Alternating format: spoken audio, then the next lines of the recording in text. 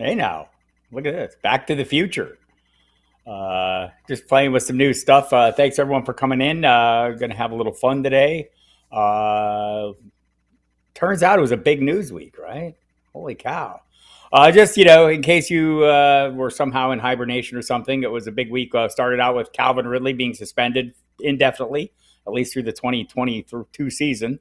And then let's see. Oh, Aaron Rodgers decided to come back. Then Mike Williams signed a long-term contract. But wait, then Russell Wilson got traded to the Denver Broncos, and then let's see, Carson Wentz got traded to the Washington Commanders. Then Deshaun Watson cleared of criminal charges. That trade market is on. A lot going on, everybody. So we're going to go through all that. We're going to talk some rookies. And we're going to do that with the one and only John Laub of Football Diehards. You know him on Twitter as Gridiron Skull 91. Always a good time to have him on board and kind of run through some of your questions you have. But we'll also talk some of these news items, kind of get you up to speed on all that and kind of give our thoughts on them. So we bring John in anytime and get going on that. Man, it's going to be a lot of values changing, right? I mean, we're going to find out some things about the Packers. They also franchised Devontae Adams, by the way. So he's locked in. Also franchised top tight ends, the top receivers, right? I mean, they're off the market essentially. A lot of the top guys already off the market for the most part. We had Devontae Adams, Chris Godwin already franchised. Mike Williams already spoken for. So there's the thing. The running backs are still going to be wide open. The quarterback situation is going to be fluid. Some of that's going to depend on the landing spots for Jimmy Garoppolo and Deshaun Watson. Probably not in that order. And we'll get that all figured. We'll start sorting out some of those values. Hi, Andrea. Nice to see you. Thanks for coming by. If you're wondering why it looks different, it's because not I'm in a new place, but we're just kind of going back to the future. I've moved since I had my old office. I love my old office. And at some point I'll get my new office set up, but I'm not there yet. So when I am, we'll fix that. But for the meantime, I like the look of my office. So deal with it. And waiting for John Laub to come in. And we'll discuss the news. But going back to the Calvin Ridley, we'll start until John gets here. Start at the top of the news with Calvin Ridley. Kind of surprise development. He gambled. There's John. John, top of the morning to you. Good to see you, man. How you doing, buddy? Good to see you, Bob. Happy to have you on. I've been doing these things every Saturday, as you know. I mean, you've been doing some in the season as well, doing the DFS stuff, and so it's been a great time. And so we thought we'd bring you in on this one because I did want to touch base on rookies, but when we planned this, there was not a bunch of news. Hi, Remy. Nice to see you. Hi, Matthew. Thanks for coming in. And so, let's start out with the Calvin Ridley. This leaves like a huge opening, obviously, at wide receiver, right? The Falcons have to be in on every single possibility, starting maybe with Allen Robinson, maybe the top free agent still available, John? Absolutely. You look at the depth chart right now, and I think Russell Gage is the only wide receiver that you could count on if you're Atlanta. They do have Kyle Pitts, which obviously tight end position. But I believe they have the 8th pick overall in the draft. Yes, they do. The one good news, the wide receivers are very deep this year. So if Atlanta wants to go defense in the first round, they can still acquire a receiver in the second round, and there are free agents available, like you mentioned. So I think this is an opportunity that Atlanta can reload at the wide receiver position this year. Yeah, I agree with that, and they need to. They have holes at a number of positions. Don't know that Mike Davis will be back, so they could have a need at running back. Talked to D. Orlando Ledbetter, the great one from the Atlanta Journal-Constitution, just last night. And he talked about that possibility of getting a running back late instead of going in the free agent market, but also both going in the free agent market and the draft to address the needs at wide receiver. But this is a team with a lot of needs. As for Ridley, John, we don't know a lot about the off-field issues that sidelined him most of last year, but he did gamble on games during the course of time, the course of his downtime. And now the suspension, I guess the question now people are wondering, if you're in a dynasty league, are you a hold, a buy, or a sell? Right now, I'm trying to sell Calvin Ridley. There's just a lot of risk that you have to take. And I know he's still relatively young, but that would essentially be almost 2 years not on the field. So I only have one share in my 6 dynasty leagues. So I put him on the market, have not had any offers yet, but I am willing to sell at this point. I'm just not willing to embrace that much risk, Bob. Yeah, I have no shares of him. If I did have shares, I would probably hold if at all possible. I think you're not getting great value in return right now. Obviously, I mean, clearly he's not going to play this year. And there's some question about his long-term future. We were talking about Allen Robinson. Dusty Hirsch, our friend, wants to know if there's any chance that they maybe Chicago clears up enough cap room to make a run for Robinson. I think this is a no. I think his time there is pretty much done. Any thoughts on that from you on Chicago using? They need a wide receiver one, right? Honestly, Darnell Mooney is better served as a wide receiver too. Absolutely, that I completely agree with. Mooney is a number 2 receiver. Watched him a lot at Tulane. Enjoyed him the last 2 years. I don't see how Chicago. You have a new staff there. Robinson's an aging wide receiver. I don't think he's over. He's not done as far as being a productive player. But if I'm Chicago, I'm going to move on from there and look to acquire another wide receiver.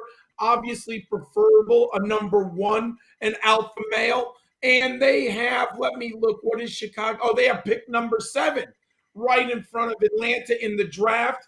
There will be wide receivers available there for them. They might have a chance to win the top 2 wide receivers in the draft we'll talk about later.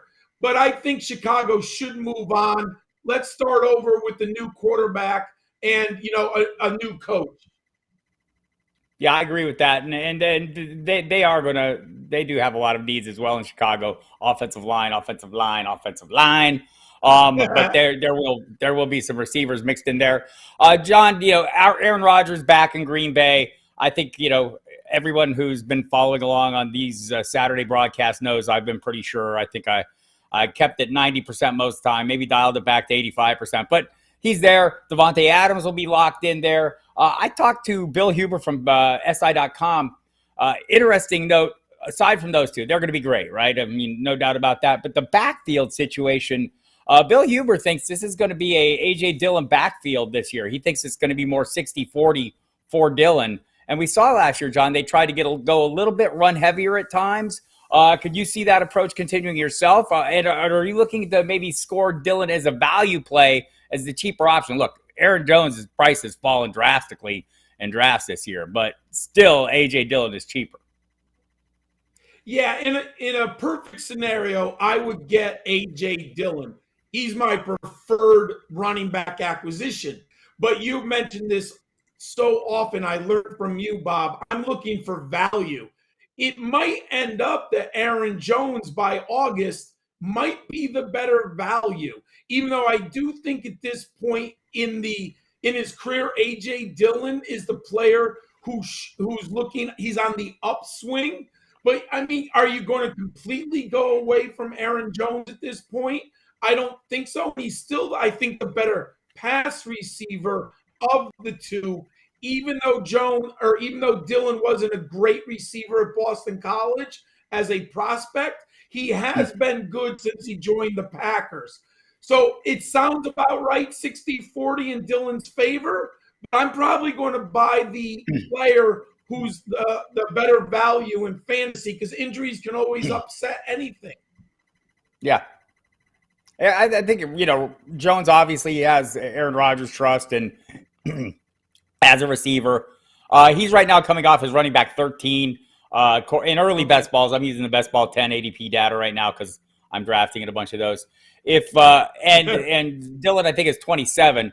And so right now, Dillon's great value. But Jones is, I think you're right. At some point, the price is going to drop a lot. And I think if it drops enough, I'll have shares of both of them. Again, thanks everyone for coming. Got a nice little crowd here. Hit the subscribe button and notification bell if you have not already. Hit the like button if you like this because it helps us in the algorithm. Hit the dislike button too if you hate us. And that helps us as well. And we appreciate all of that. Ask your questions like you normally do. John and I will answer, and I'll kind of facilitate that. But in the meantime, we're going to continue talking about some of the news stories. I think we'll kind of do them half-assed in order here, John. Mike Williams taken off the board, not just getting the franchise tag, but getting the long-term deal with the Chargers. What is he to you? I mean, we're still probably drafting Keenan Allen first, but we've seen over the course of time Williams be like a goal line, a red zone weapon. We've seen him be just a deep ball threat. Last year, we saw him be a more well-rounded play, and the target share was really nice, but he kind of fell off after about week 6. How do you view him heading into the season? I have him right now about 24 to 26 in my rankings. They're still malleable. He has a wide receiver 2 upside, but his inconsistency, I really don't want him as my second receiver when I'm putting together a fantasy team or a best ball team right now. I would really enjoy him as a third receiver because he's tethered to Justin Herbert. Also, I think he's more important to the Chargers as an NFL player than he is necessarily as a fantasy asset because he provides, you mentioned the big body, the home run ability, one-on-one, deep down the field, let Justin Herbert throw it to Mike Williams so he clears out a lot of underneath for Keenan Allen and those other receivers. So I would love to have him as my third wide receiver when I'm putting together a team. In redraft, he can be tough because you might have to suffer through 2 bad weeks to get that home run week. Yeah, I pretty much agree with that. But I think the thing I like about him is, as we saw early last season, draft him a little later, you get some weeks where you're going to get wide receiver 1 production, and those are the kind of players we're looking for, and especially in best ball, I think he's a great play, and I'll maybe reach up for him a little bit. Okay, so I went with that one because I'm kind of trying to do these in order. Russell Wilson to the Denver Broncos. That's a huge move, right? I mean, I didn't see it coming. Clearly, the Denver Broncos had a plan in place, and I actually talked to Jason La Canfora about this from CBS Sports last night, and he said that's kind of how this works. Like they wanted Aaron Rodgers first and foremost. As soon as that fell through, they had a plan B in place, and that plan B was going after Russell Wilson. You can wonder how sometimes the players feel about being the second choice, whatever. Apparently, Russell Wilson does not care. Sierra approves, and off they go to Denver, John. So let's start on the Denver side of this. Got to be good news for the receiving assets there. I mean, mildly understating the case, right?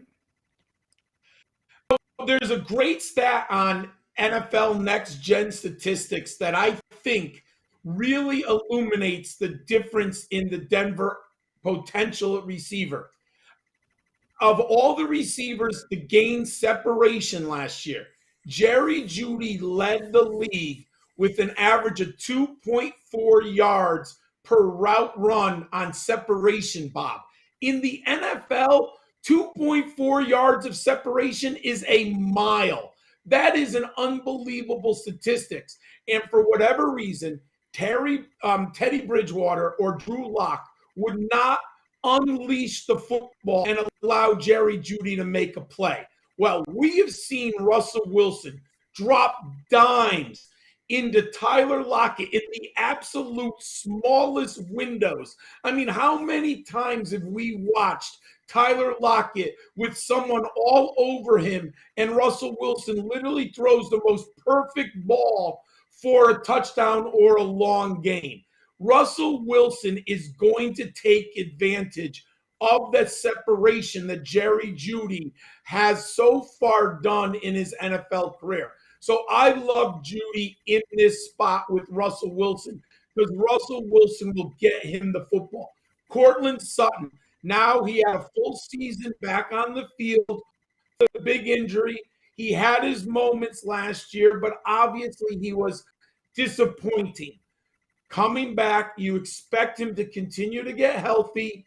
He's the number 2 wide receiver, big body. They complement each other very well. And Russell Wilson will take advantage of the mismatch, whoever has the better mismatch there. Also, I know, Bobby, I believe I've heard you, Tim Patrick is a very underrated third receiver. I mean, Denver's got players, and Albert Okwuegbunam is going to rise up at the tight end position. They got rid of Fant. That tells me Denver coaching staff, or at least the general manager, likes Albert O at tight end. And of course, we got Javonte Williams in the backfield. It is wheels up for Denver, my friend. Yeah, I agree with that. And I'm kind of with you there. So I go back to last year talking to Ryan O'Halloran at the Denver Post as training camp was coming to an end and before Sutton was hurt. O'Halloran's, a guy I trust pretty well, said that by far Cortland Sutton was the best guy on the field. We did not see that on his return from injury last year. This was the year before in training camp before he was hurt.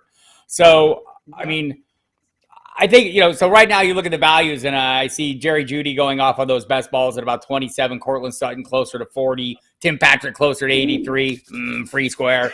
And in best ball, maybe that's a good play especially for Tim Patrick because you're getting that, spike game upside and he's going to have those, right? So, and I'm with you on Alberto. I think, he'll be a player to watch. On the other side, it's bleak, man. And so we're going to talk about some of the available quarterbacks here in a moment. We'll get through that. But, I mean, much of the value in Seattle is going to depend on who they get at quarterback. So let's hold that off for just a minute, John. Talk about the Colts trading Carson Wentz. The least surprising development this offseason was Carson Wentz moving on from the Colts. Maybe the landing spot is a little surprising. By the way, before we get off Denver, and hi, Timothy. Appreciate that. I think we got you, Andrea. Remy wants to know what we think of Javonte Williams having a breakout season. I would argue he had it last year. I think what we'd all like to see is him get the full workload, and we don't know. It's going to depend on Melvin Gordon, who would like to re-sign with the Broncos, but there are teams with needs. If somebody's willing to pay him, I think he'll be willing to move on. What about you, John? I agree. All depends on Melvin Gordon if he suits up in the Bronco uniform next year. If he leaves the franchise for free agency, and I think there'll be a team willing to pay him more than Denver, just because Denver's got a young stud in the backfield who I believe is still only 20 years old. Javonte Williams is very young. Yes. If he can somehow, Bob, get 250 to 280 touches, including the passing game, we could be looking at a star. And when Russell Wilson, with Marshawn Lynch, with Chris Carson, and late in the year with Rashad Penny, we know that, he's going to hand the ball off in opportune times, especially in the fourth quarter. And you're always got defensive backs who have to deal with those wide receivers. I do like this. We just have to know the depth chart, my friend. Right, and I think that's the thing. And some of these things are going to shake out, Remy. We'll get them figured out here over the coming time. And look, we do this every Saturday. By the way, just in a little heads up, we're going to miss a couple weeks here, the next 2 Saturdays. But when we come back, we will come back with a vengeance. So there will probably be some weeknight shows as well where we do some mock drafting and things like this. John won't be on every week, but I'm going to drag his ass on here on the regular, especially as the NFL draft gets a little closer. No one I'd rather have to talk rookies about, and we'll get to those as well. But going back to the Colts, they started the Colts sounded, the day after the horrible, disappointing loss to the Jaguars to end the season.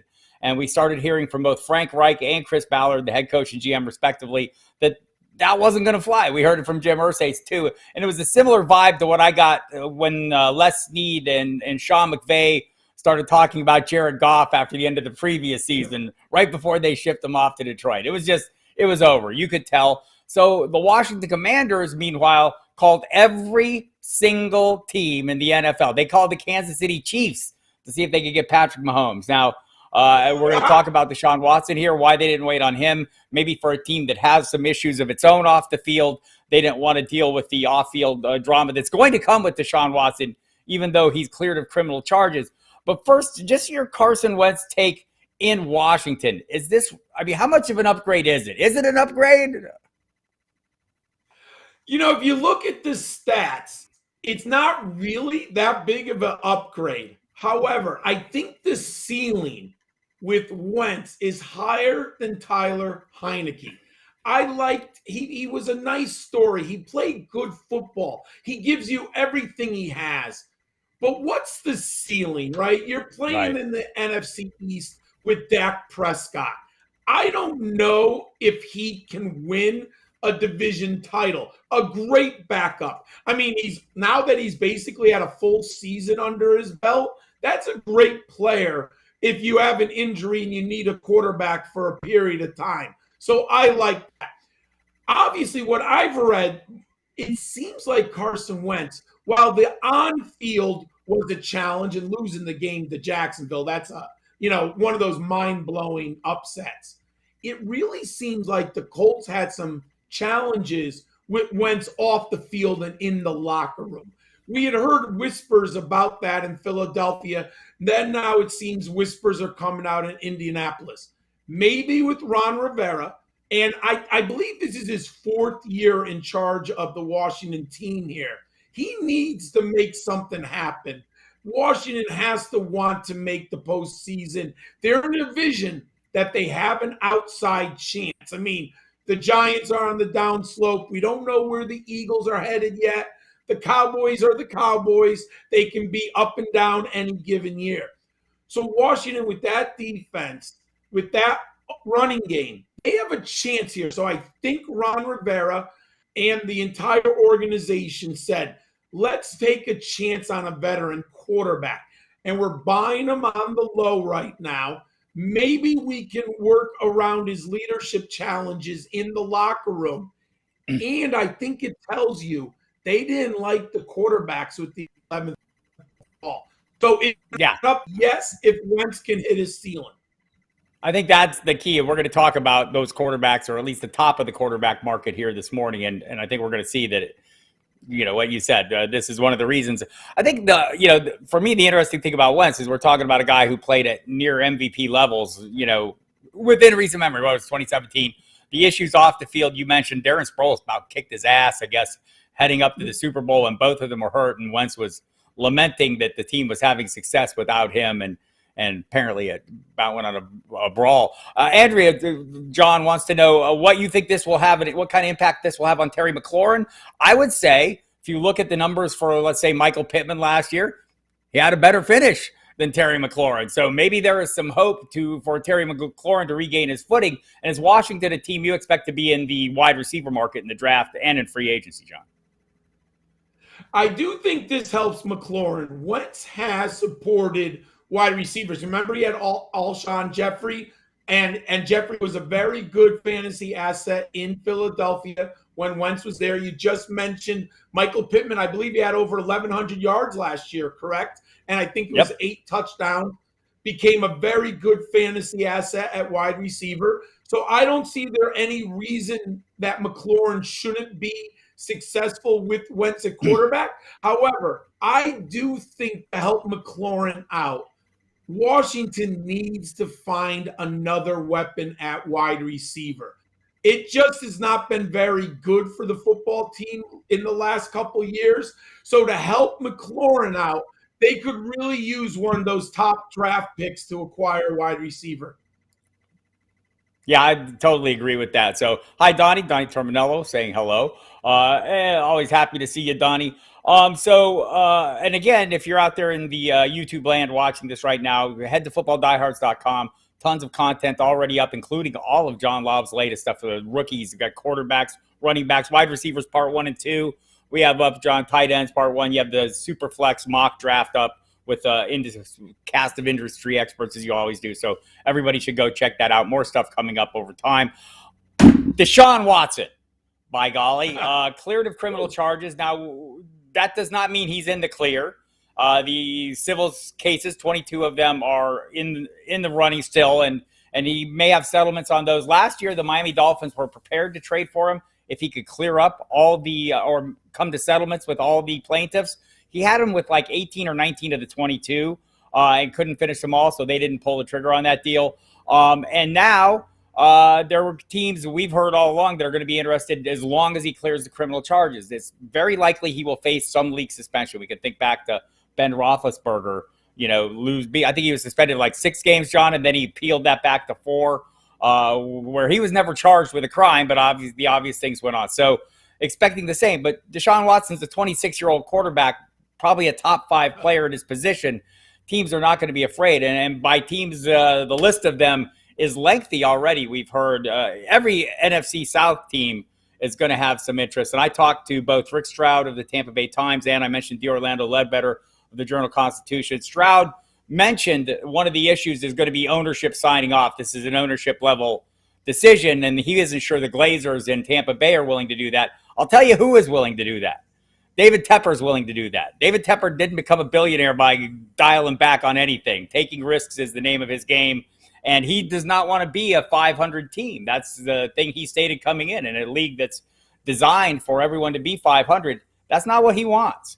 And so I would expect that we heard reporting this morning, David Newton from ESPN saying they will be aggressive in their pursuit. Part of this is that Deshaun Watson can turn down. He has a no-trade clause. I'm guessing he'll be a little more open, but the other teams on the list, obviously New Orleans in that mix, they don't have a quarterback. You wonder if the team that immediately comes to mind is the Colts. Same division, not happening. So Pittsburgh has been mentioned as a possible destination because there is no quarterback there. Well, so all due respect to Mason Rudolph. But we've heard pretty solid reporting, and Jason La Canfora confirmed last night to me that that's not happening in Pittsburgh. But Philadelphia has been mentioned, John. And, of course, the Seattle Seahawks. This seems like a place to me where if it's not Carolina, Seattle, where you have a coach like Pete Carroll who doesn't want to have a full rebuild, right? He wants to, he's 70-plus years old. He wants to keep the ball rolling. What is your expected destination or your preferred destination, let's say? Because, look, crazy things happen in the NFL.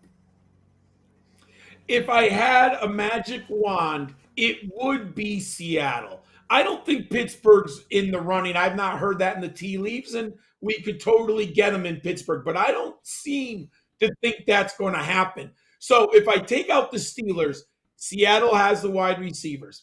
They have a general manager and a coach, and they've had mixed success. But they have been, if you look at their tenure, they've been a very good franchise overall. So he would be landing in an organization with a veteran coach with the Super Bowl ring.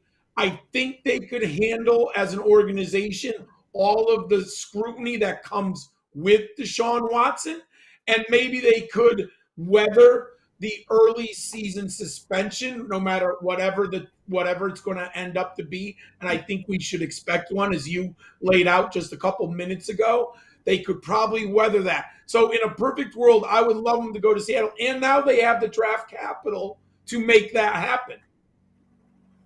Yeah, this seems like an ideal move. The Eagles one is, this almost seems as much about the Philly media as anything, like pushing the narrative.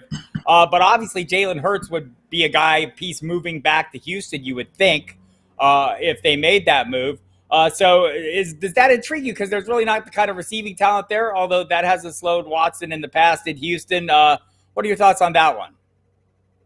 It would be interesting, but I'm not in love with the Philadelphia offensive personnel as much as I like the Seattle personnel. And also, the reason why I quickly did not think about the Eagles is the value on the NFL salary cap is the quarterback on their first contract. The Right. Eagles have such an advantage right now with Jalen Hurts on the salary cap. This is the year you take advantage of that first contract. And my guess would be to bring in Deshaun Watson would probably upset the salary cap a little bit. How much is Houston going to take? How much are the Eagles going to pay him? But I think the value is, at least for now, get some pieces around Jalen Hurts, because that value, we know that first-year quarterback, the first 5-year quarterback contract is so good for franchises. Yeah, totally is. We're going to dive, and look, you'll want to head to the website, footballdiehards.com. We'll have updated news throughout. Free agency is coming. Going to be a lot of moves. The legal tampering period essentially opens up Monday, which is, we'll hear most of these signings that get done well in advance of the new league year. The official start of free agency is Wednesday.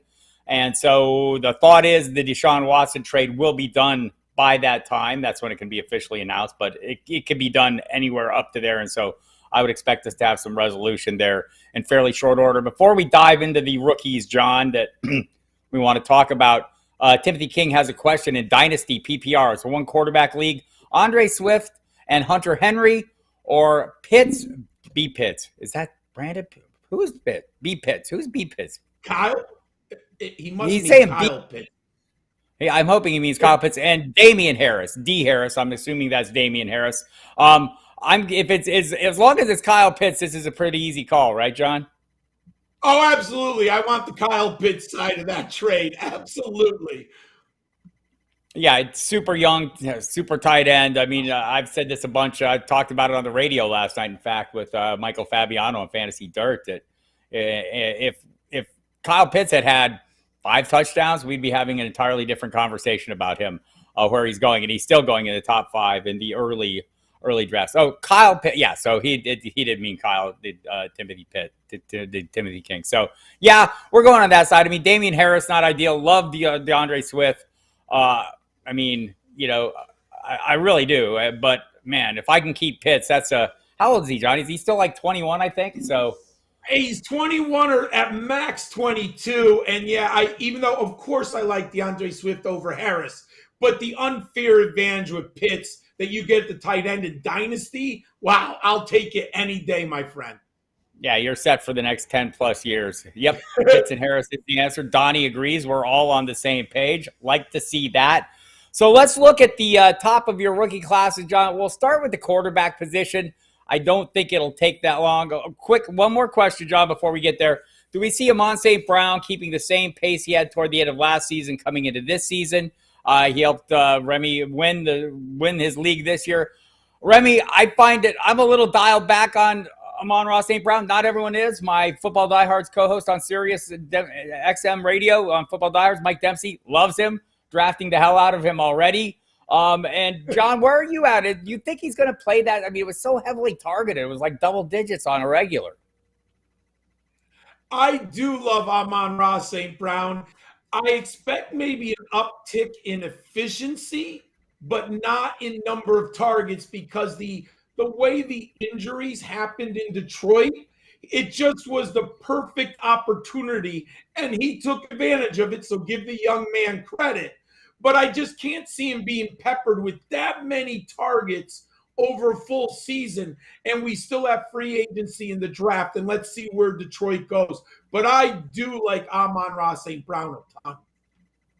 All right, let's dive into these rookies. And by the way, Timothy King also has 101, and he's going to get your guy, Brees Hall. We'll talk about him in a moment as well. So let's go with the quarterbacks. Number 1, Sam Howell out of North Carolina is your top-ranked quarterback. Not everyone agrees.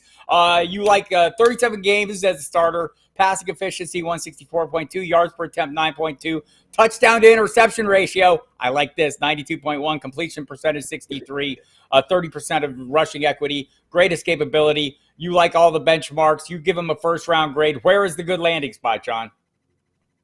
Oh, I keep thinking Tampa Bay, Bob. Every time I look and I see or Pittsburgh, I have a funny feeling that some organization likes Howell better than the national media. I just think you're going to keep it quiet. And I think there are landing spots late in that first round. And obviously, Pittsburgh and Tampa Bay stick out to me. I think he's a plug and play quarterback. Very underrated athletic ability. He had over 800 yards rushing for the Tar Heels last year. He's a tough competitor. He has an NFL arm. He's not a perfect prospect, and that's why there's disagreements. But when I look at him from a macro perspective, I see a top-shelf NFL quarterback. Yeah, not a lot of perfect prospects at this position. No. Dottie's calling him a bit of a gunslinger. Number 2, you have Kenny Pickett with his tiny little hands, John. We'll bring up the slide and show you some of the numbers there. I do think, maybe people are quick to put too much into that. Your key career stats, I can speak English sometimes. 48 starts. That, to me, is a key stat, John. I think that one's easily overlooked. Passing efficiency, 136. Yards per attempt, 7.3. 81 to 32. Touchdown interception ratio, 60+%, 62%. Rushing equity, not so great. Escapability, good though. Only surpassed 2 of your 6 benchmarks. You still have him a first-round grade. Where should he land? I think he might be the first one off the board because when I look at the national media and you hear scouts, he seems to be more likely the top guy on most boards. But I try to evaluate his entire NFL career. And I get it. He made a Joe Burrow-like ascendance this year in college football. I can't take anything away from him that he did this year. But I would like New Orleans very much. There's risk there because I don't know where the franchise is going. There's a lot of changes. But I think in the dome, and if you're concerned about the small hands, the dome might be a benefit for him. So he could really do well if he lands in New Orleans. People with small hands across the land are nodding in agreement. I don't have to. I don't have tiny hands. It's okay. Up next. Up next is Matt Corral from Mississippi. John, 32 games started, passing efficiency, very good, 160.3 yards per attempt, 9.1, very good as well. Touchdown to interception ratio, not as great, 57 to 22. Completion ratio percentage, though, very high at 67.5. A lot of rushing equity there, 22%. Escapability grade A-. 5 of 6 of your benchmarks surpassed. You also like him to go in the first round. Where is that ideal landing spot, John Laub? I think he's a fascinating player. I think he's being overlooked. I do like him. Now, I think there's a very high ceiling and there's a big floor with Matt Corral. So I think people might be a little risk adverse with Matt Corral. But I'm hoping that he lands in a spot, later in the draft. I mean, I keep looking at this Pittsburgh, and I don't want to be too repetitive. But I do think a quarterback who drops down in Pittsburgh with a great organization, a fantastic head coach in Mike Tomlin, and they have the parts offensively other than tight end. But we do know they need a new – I can't believe Mason Randolph would be their quarterback. Rudolph, you don't even know his name. Nobody does. Sorry. So I do think Pittsburgh desperately needs a quarterback there. And I think Corral needs some time because one of the things that's challenging, Mississippi's offense is a very unique offense. He might need a little time to transition to the NFL, but Tomlin and the parts around him will give him that time. All right, before Donnie freaks out, let's get to the positions that people are really interested here. Look, quarterbacks, they're hard to find in the NFL. We'll see if any of these guys make it. Running backs, though, are a little easier to identify. We'll start with your top 3. And, of course, pretty much everyone's top 3 starts with Breece Hall from Iowa State, John. If we're looking at some of the measurables that you like, rushing yards career, 3,941 yards per carry, 5.5. Sources tell me that's good. 82 catches, 2021 season. He had 1,774 yards from scrimmage. The scrimmage yards dominator of your benchmark there, John. 34% breakaway ability, 4.39 speed in the 40. That's a big deal, right? Oh, absolutely. I liked Breece Hall long before the combine. He was my number 1 running back on the board. Did not have a first-round grade because he's a patient runner. And when you watch him, he looks slow. But that is just the subjective analysis of watching him on the field. And that's sometimes related to scheme and skills of the player. And he does have that little bit of Le'Veon Bell patience in him. So I wasn't sure what his athletic ability was. But when I saw 4.39 Bob, 5'11", 217 with his pass catching, he now ranks 4th in the last 9 years I've been doing my previews on footballdiehards.com. The top 3, not necessarily in this order, Barkley, Jonathan Taylor, and Zeke Elliott. And Breece Hall now, in my model, is the 4th best running back in the 9 years that I've been publishing these. He hits everything that I'm looking for in a running back. And after the combine, I elevated him to a first-round grade. 6'1", 220 pounds. He has the feature back size. That works for me as well, right? All right, let's bring up the next one. You have Kenneth Walker from Michigan State, ranked number 2. Career rushing yards, fantastic, 2,800, 5.8 yards per carry. I like these numbers, man. Career receptions, 19. Yards from scrimmage last season, 1,735. Same scrimmage yards dominator score as Hall, 34% breakaway ability. He ran a 4.38. You have him tabbed as a second-round pick. Where does he fit? How big is Walker? He is 211 pounds, a little lighter, a little small. All right, so where's a good landing spot for him, John? Ooh, I look at the top of the second round, the Jets, and then maybe Atlanta. If he falls in one of those three spots, we are looking at a high opportunity share when you look at the depth chart right now of those teams. It's fast because he was the highest riser in all rankings at the running back position. If we were talking last summer, Kenneth Walker was not on anyone's radar. He had 2 nice seasons at Wake Forest, and the perplexing part looking back, how did Coach Dave Clawson not use this young man at Wake Forest? That's a whole nother story for another day. He took advantage of the transfer portal. He lands at Michigan State, Bob, and unbelievable. His first touch of his career at Michigan State was a touchdown. I think a night against Northwestern. And from there, the young man never stopped, culminating again a demolition of Michigan, who made the playoffs. Kenneth Walker had over 200 yards, if my memory serves me, against the Wolverines. It was just spectacular watching him.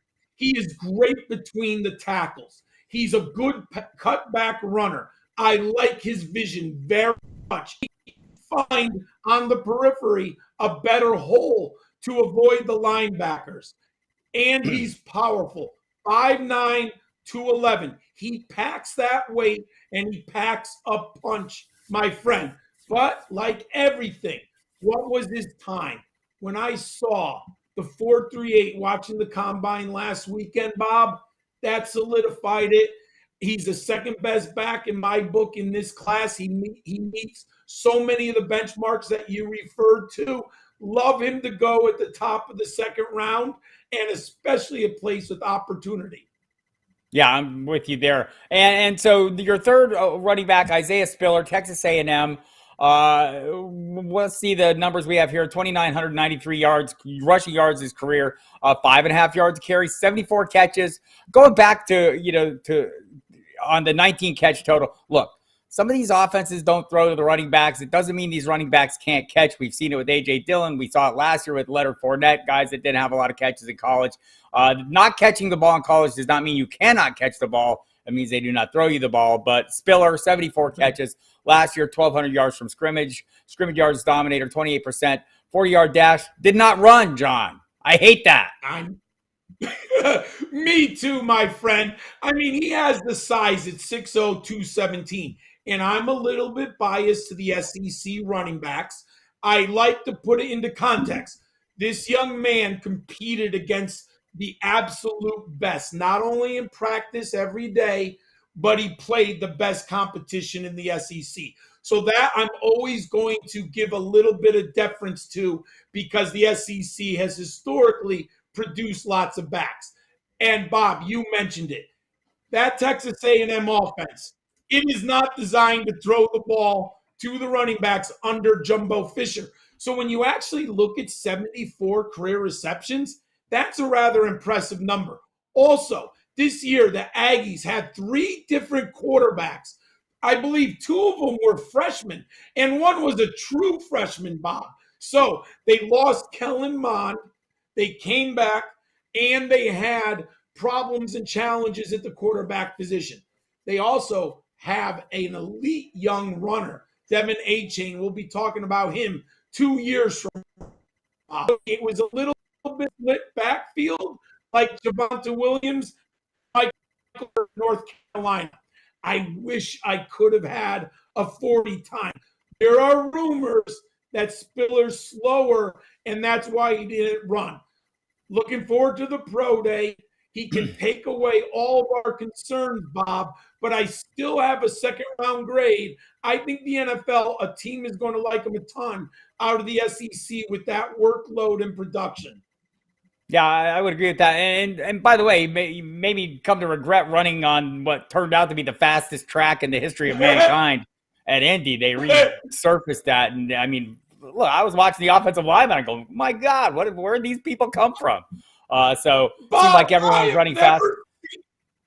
Oh my God, the times that the offensive linemen did were unbelievable to watch. Right? They all look crazy athletic. So we're going to move on to the wide receivers here. But as we jump into your number one, Garrett Wilson, I just want to ask you, have you seen anyone hurt themselves at a combine at a skill position like Kyron Williams? No, that was oh my God. I mean, yeah, Bob, I have to admit, I was very high on Kyron Williams before anyone who watches the NFL draft profiles I do or draft seminar with my partner Matt. We both liked him. I love the tape. He can block, he can catch, but Bob, the athletic skills, those numbers are so bad. You got to drop them down your rankings. Yeah, it's true. So let's get on these wide receivers. By the way, if you're out there watching, keep the comments coming. Donnie jumping in there. But the rest of you, if you have questions, John will get to those and I'll pass them along. Also, hit the subscribe button, the notification bell, the like or dislike. If you hate this, dislike us. It's okay. We're all right with that. But like us, it's better that way. Anyhow, and we'll be doing this as always. The plan is to do this on Saturdays throughout the offseason. We're going to miss the next 2 Saturdays. But after that, come back with a vengeance. We'll get into all the free agent moves. By then, we'll know where everyone is. We'll have a good idea of what's going on with the rookie class, and we'll dive back into that. And I will be here to answer your questions as always. And I also expect us to do some additional broadcasts on this channel, the FF Diehards channel here on YouTube, to do some mock drafting and get some of you all involved. And I'm going to bring some of you all into the conversations here as well. So jumping into the wide receivers, John, I think everyone's got Garrett Wilson from Ohio State at the top of their boards, 143 career catches, 15 and a half yards of reception, catch rate at 68%, team aerial dominator. He's a 34%er. That's not bad. First round grade. How early will he go? I think he's off the board in the top 10. There are too many teams, Chicago, Atlanta, who need top flight wide receivers. The skill set is amazing, Bob. And I did not expect to fall in love with Garrett Wilson as much as I did when I was watching film in January. He is, and I don't mean stylistically. When I think of comps, I think of what pops into my mind as I'm grading a player on film. Stephon Diggs and Jerry Jeudy.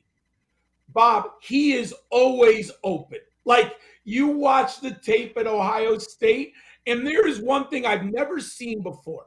He is 4 or 5 yards open, 30 yards down the field on a regular basis.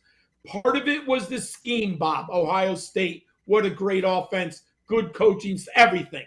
However, there is skill involved to be constantly open at the second level, deep down the field. It is an amazing thing to watch. Just the smoothness and the fluidity. You can play him in the slot. You can play him out on the X if you want to.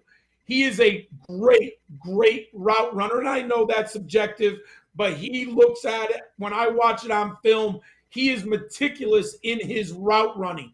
He's a technician. He's got the pedigree. And then I saw the speed. Oh, why don't I have it right in front of me? I think it was a 4.38 or 4.39. Let me get it there in a second. 4.37. I mean, Bob, he has everything you're looking for. Great hands, productivity, freshman breakout. Absolutely love him.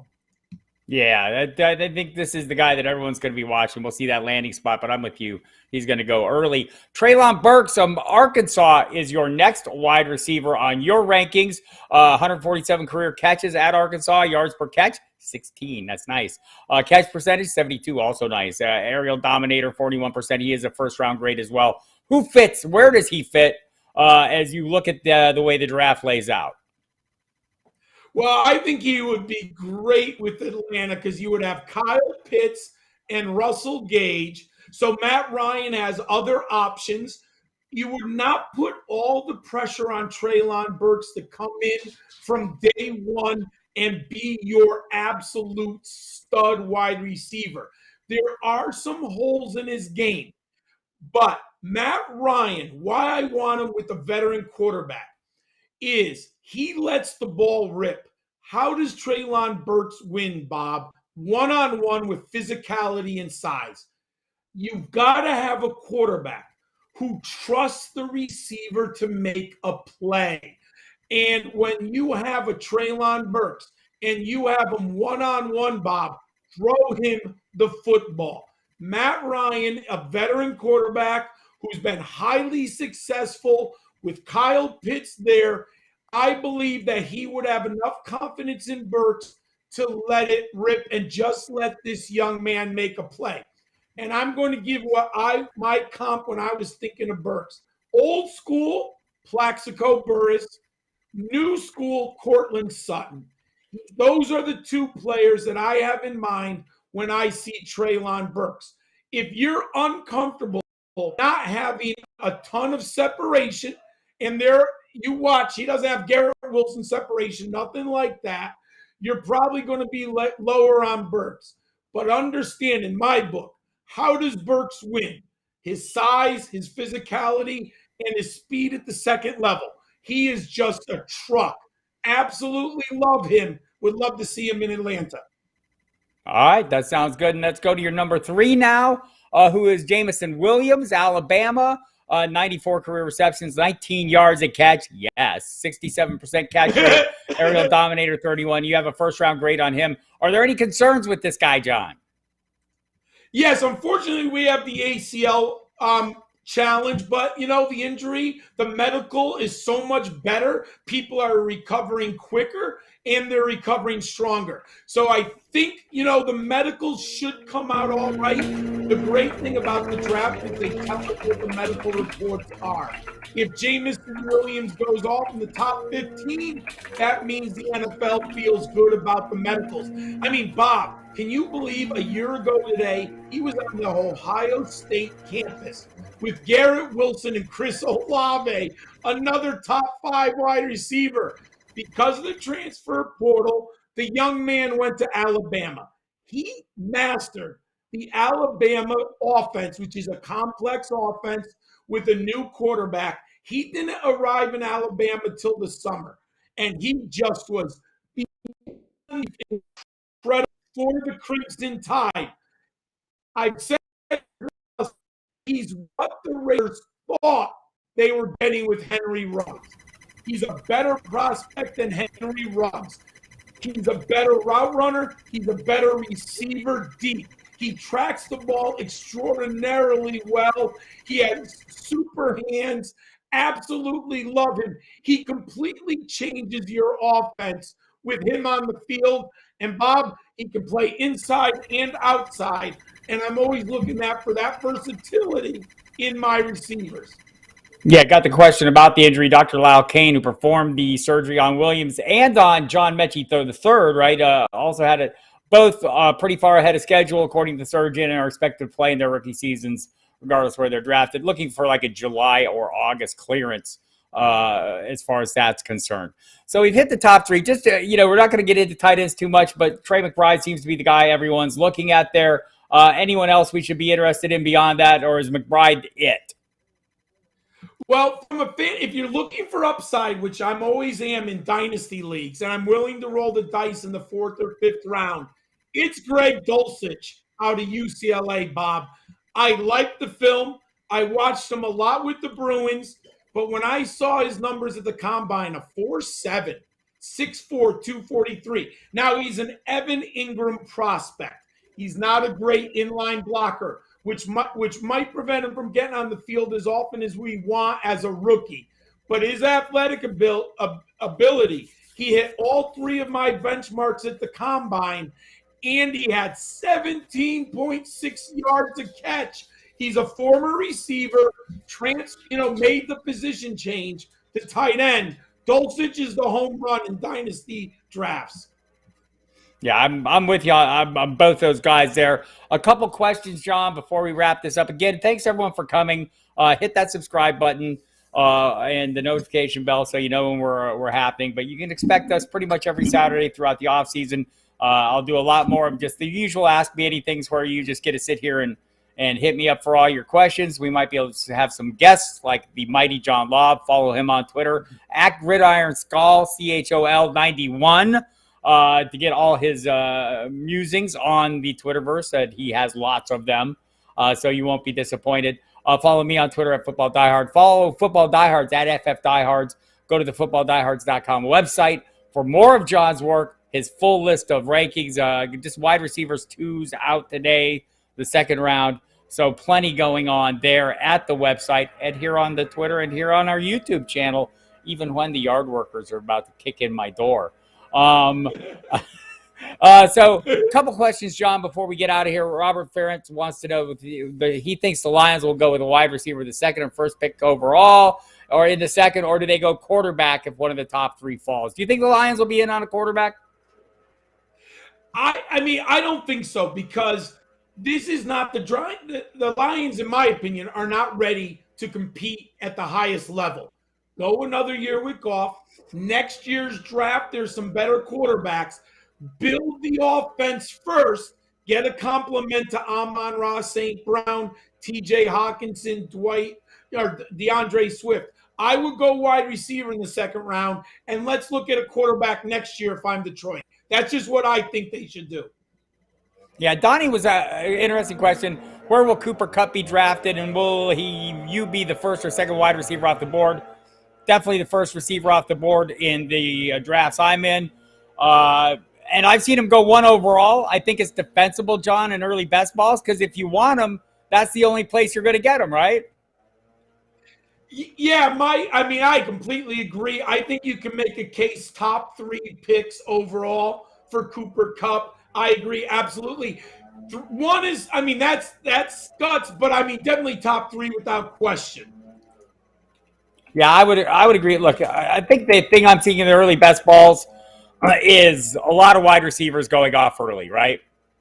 Like 6 in the first round, as many as 6, as few as 6 running backs in the first round. So I think that's something that maybe we'll see a little normalization on in general coming up. I'm just going to pull that up and see if that's still standing. That was like late last week. If y'all aren't doing best balls, you should do them. I love doing them. It's a good time. We'll do some here and have that. Let's see. I've got 1, 2, 3, 4, 5, 6 still going in round 1, and those 6 are Cooper Kupp going at 2 overall is his current ADP on the best ball 10s. Justin Jefferson at 6, Jamar Chase at 7, Devontae Adams at 9. Expect that number to rise now that we have some resolution there. Tyreek Hill at 11, a little high for my blood, and Deebo Samuel. John, let me ask you before we get out of here and call it a day. Sure. Are you skeptical of Deebo repeating last year's numbers just because it was so much rushing equity there? I am. I think 11 is a little high for my blood. I just don't think there's a lot of value. What did he have? 7 rushing touchdowns, I think? Yeah, he had 60 carries. It's... Yeah. I just can't see that happening again and him staying healthy. So I don't think I'll pay first-round draft pick, spend it on Deebo Samuel. Yeah, interesting. In a recent one that I started, I had the 6th pick overall in the first round. I got Christian McCaffrey, came back on the turnaround in round 2 and got Alvin Kamara. So that's how far running backs are getting pushed down the board, and I'm very excited by that. Also, if Tom Brady goes to San Francisco, Deebo will be fired. Just a real good argument from Rick Stroud of the Tampa Bay Times last night about why he thinks that makes absolutely 0 sense is that basically, Tom Brady has reason not to want to go to San Francisco, not the least of which is they didn't draft him. But also, that was his first choice and the first call he made when he left Tampa, and they just weren't that interested, and then he goes on to Tampa. So, we'll see how that plays out. Stroud doesn't think that Brady is going to unretire, but you never say never with Tom Brady, and we could have a Favrean-type end to his career with multiple hats being worn over the course of his final seasons. And I don't know, if you're not winning Super Bowls in each of them, what are you doing? You're not building your legacy anymore. I think you're good enough. Anyhow, thanks everyone for coming today. FootballDiehards.com is the website. I'm Bob Harris. You can find me on Twitter at FootballDiehard. He's John Laub. Really want to thank him for coming in today, lending his expertise. We will be having him back from time to time. And you can also hear him on the Football Diehards radio program on the regular on SiriusXM Fantasy Sports Radio. You'll hear that tonight And if you're watching this on Saturday and Sunday, 5 to 7 both nights. Monday nights, we're on from 10 to midnight. You can catch me various times throughout the week on SiriusXM on Fantasy Dirt as well with Michael Fabiano. So do that. And also come back here. Watch the website. Watch our notifications on for more on the videos. And again, we'll be taking the next 2 weeks off, but I'm looking forward to catching up with y'all when we come back on 2 weeks hence for more free agent talk. We'll have a lot of answers for you by then.